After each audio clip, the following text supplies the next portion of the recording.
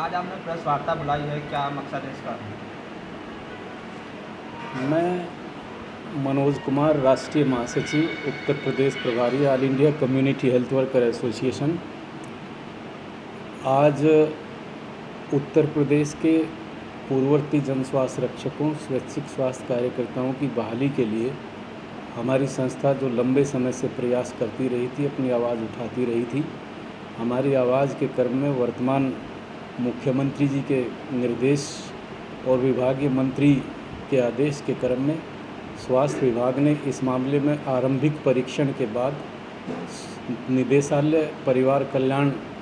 के माध्यम से उत्तर प्रदेश के सभी जनपदों से वहाँ के मुख्य चिकित्सा अधिकारियों के जरिए जन स्वास्थ्य रक्षकों के संबंध में पहले समस्त सूचनाएं और उनका अभिमत प्राप्त करके एक रिपोर्ट, उसमें समय की ताख्या और प्रस्ताव 4/11/19 को प्रदेश शासन को और सरकार को विचारार्थ प्रस्तुत कर दिया गया था, जिसमें शासन के स्तर से, सरकार के स्तर से निर्णय लिया जाना कोरोना की महामारी से उपजी परिस्थितियों के चलते अभी लंबित था। उस लंबित निर्णय के परिवेश में संस्था के स्तर से हमने सरकार और शासन से फिर से इस मामले पे जो निर्णायक शासकीय कार्रवाई होनी चाहिए थी उसके लिए अनुरोध किया, और जिसमें शासन ने परिवार कल्याण महानिदेशालय को इसमें फिर से संशोधित और नवीनतम आख्या के लिए निर्देशित किया गया था 28 जून 2021 को भी, जिसके क्रम में परिवार कल्याण महानिदेशालय ने अपने पूर्व के प्रस्ताव 4/11/19 को केंद्र में रखते हुए इसमें अंतिम निर्णय लिए जाने की अनुशंसा अपने संशोधित जो आख्या है उसमें प्रदेश शासन को कर दी है। हमारा इस समय प्रदेश के मुख्यमंत्री जी से इसी बात को लेकर अनुरोध है आज की प्रेस कॉन्फ्रेंस के माध्यम से कि कल चूँकि एक ऐतिहासिक अवसर है उत्तर प्रदेश के लिए कि उत्तर प्रदेश का चुनाव से पूर्व एक दिन का विशेष सत्र सरकार ने आयोजित किया है, जिसमें भारत के माननीय राष्ट्रपति जी उसको संबोधित करने आ रहे हैं, और जिसमें व्यापक लोक महत्व के जुड़े बहुत सारे कार्यक्रमों को, बहुत सारे विधेयकों को सरकार शायद चुनाव से पूर्व अपनी मंजूरी देगी। इसलिए आज की प्रेस कॉन्फ्रेंस हमने एक बैठक के माध्यम से इसलिए आयोजित की ताकि जो जन स्वास्थ्य रक्षक बहाली का प्रस्ताव पहले से ही 4 नवंबर 2019 की परिवार कल्याण महानिदेशालय की समेकित और सुस्पष्ट आख्या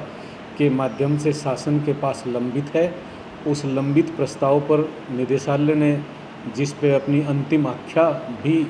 समस्त सूचनाओं के साथ वर्तमान परिस्थितियों में प्रस्तुत कर दी है, माननीय मुख्यमंत्री जी विभाग के अनुमोदन लेते हुए उस पे जो है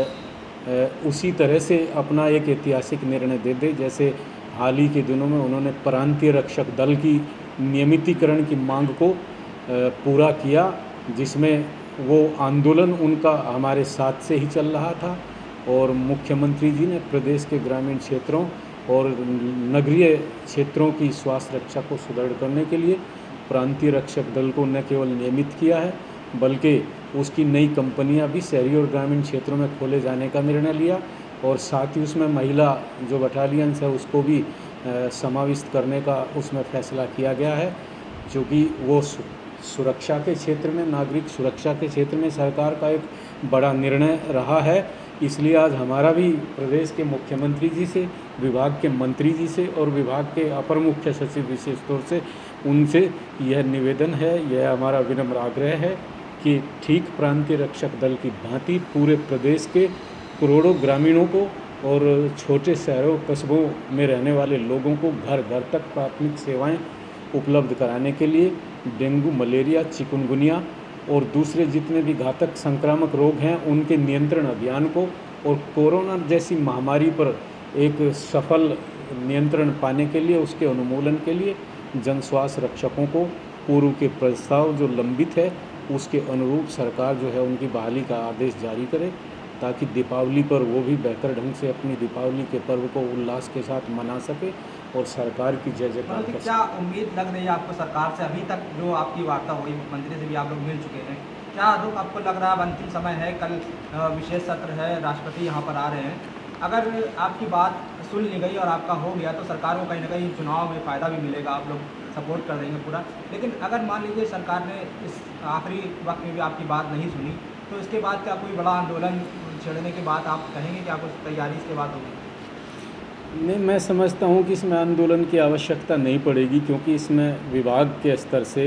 शासन के स्तर से, निदेशालय के स्तर से जितनी भी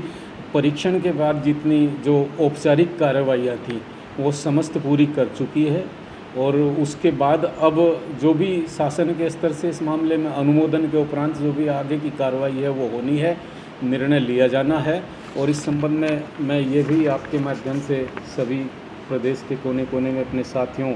से मैं ये इसका शेयर करना चाहूँगा कि इसमें माननीय मुख्यमंत्री जी की तरफ से प्रमुख सचिव माननीय मुख्यमंत्री जी ने भी जो है अपना आदेश निर्णायक शासकीय कार्रवाई के लिए कर दिया है। और माननीय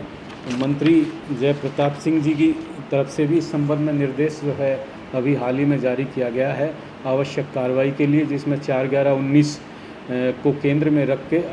और 28 जुलाई के निर्णायक